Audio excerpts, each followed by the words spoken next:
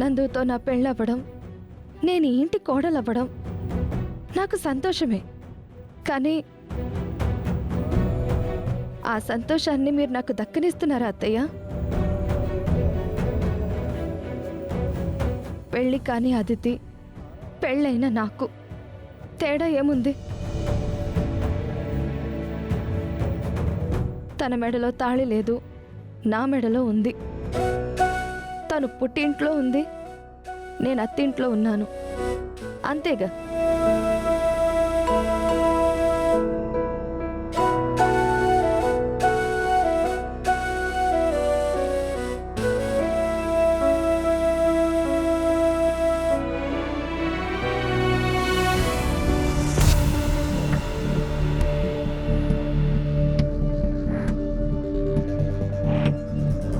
చూసావా బేబీ, చివరికి దీనికి కూడా నోర్లేస్తోంది. నా ముందే ధైర్యంగా మాట్లాడుతోంది. ఇదంతా నీ వల్లే. నువ్వు ఆ గౌతమ్ గడి వెంట పడ్డం వల్లే మనం అంతా లోకువయ్యాం.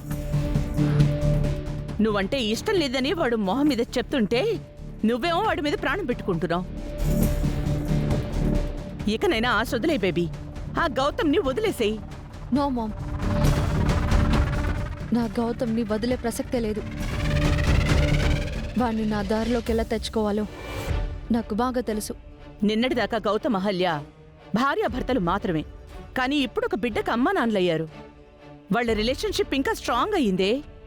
వాళ్ళని మనం విడదీయలేం అని నువ్వు అనుకోవచ్చు మామ్, నేను అనుకోను, అనుకోలేను కూడా. ఏం చేసైనా సరే గౌతమ్ని దక్కించుకోవడమే నా లక్ష్యం. అహల్యని కాదని వాడు నీ వైపుకి రాడు బేబీ, విన్నావు కదా.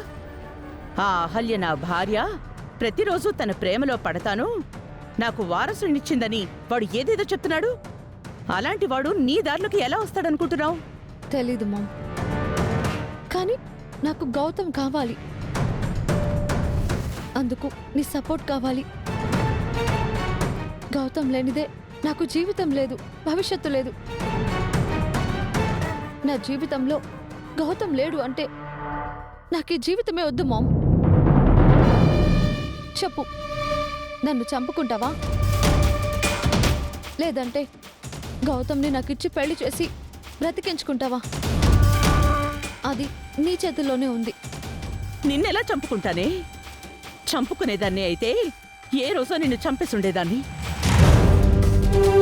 ఇలా పరువు పోయినా, నేనెన్ని అవమానాలు పడినా ఇంకా ఎందుకు భరిస్తున్నానంటే నీ సంతోషం కోసమే.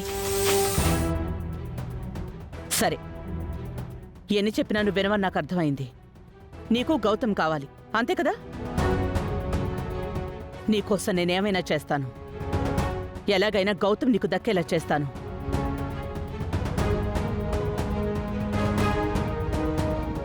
Thank you ma'am, thank you so much.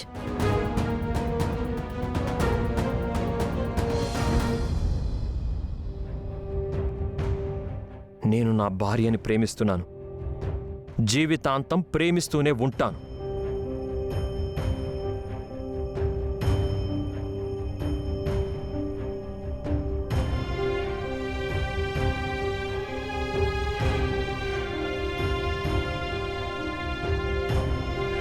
అప్పుడు నేను చెప్పింది అహల్య గారు వినలేదు. ఇప్పుడు విని కూడా ఏం చెప్పకుండా వెళ్ళిపోయారు. నేనంటే తనకి ఇష్టం ఉన్నట్టా లేనట్టా?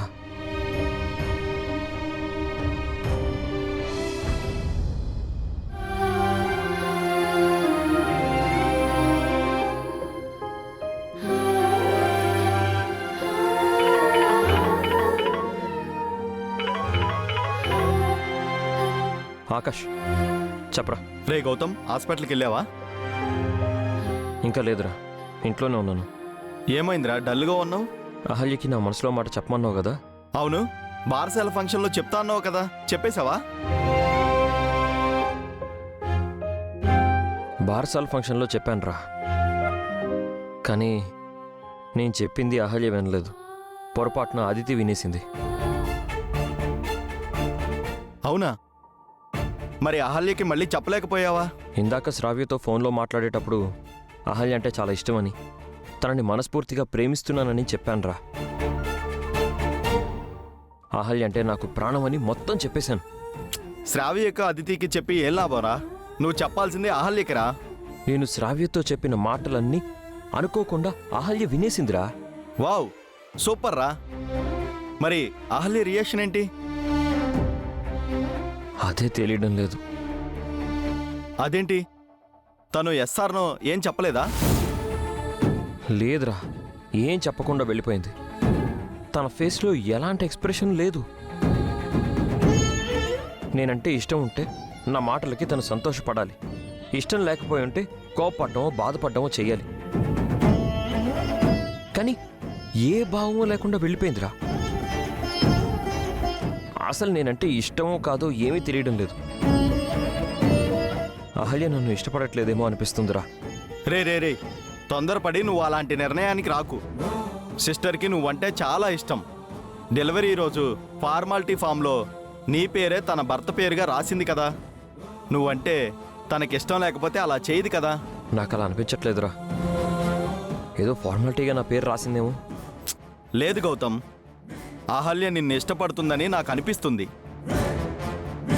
నువ్వు కంగారు పడకు, తొందరపడకు, ఓపిగ్గా వెయిట్ చేయి. తన మనసులో ఏముందో తెలియకుండా ఎలారా వెయిట్ చేసేది? ఇలాంటి విషయాల్లో ఆడపిల్లలు అంత తొందరగా బయటపడరు గౌతమ్. వాళ్ళు సిగ్గు విడిచి మనసులో మాట చెప్పరు. మనం ఓపిగ్గా సహనంతో ఉండాలి.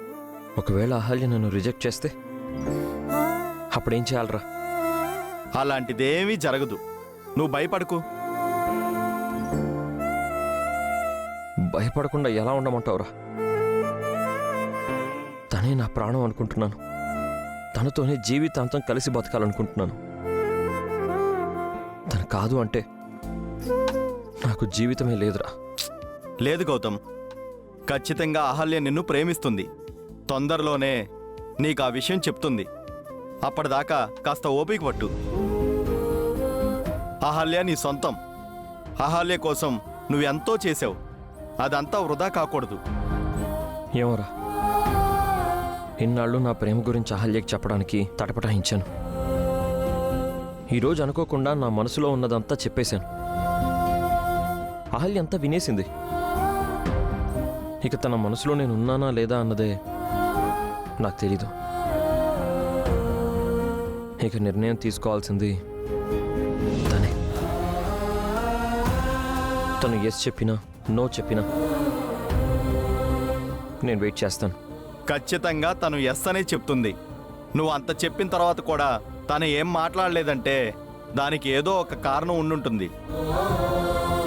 నువ్వు కాస్త వెయిట్ చేయి, ఓకేనా? కంగారు పడకు, ధైర్యంగా ఉండు.